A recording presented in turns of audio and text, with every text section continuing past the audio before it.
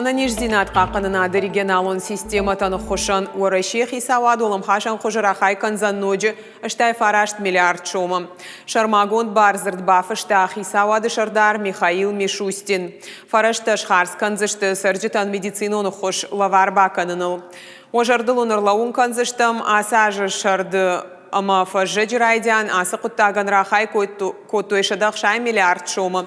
Михаил Мишустин макут фанышан көтта автомаяхам хошаруаджи регион туагдатта кушсышты анаколым пытай. Средства пойдут прежде всего на лечение пациентов с ковидом. Для людей такая помощь останется бесплатной. И дальше будет предоставляться по полису ОМС во всех регионах страны. Подготовлено постановление правительства, которое продлевает упрощенный порядок ввоза и регистрации медицинских изделий, нужных для борьбы с коронавирусом. Он был введен в прошлом апреле и теперь будет действовать еще 3 года.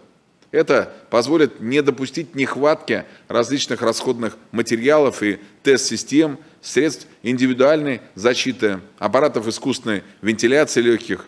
Всего около 450 наименований медицинских изделий.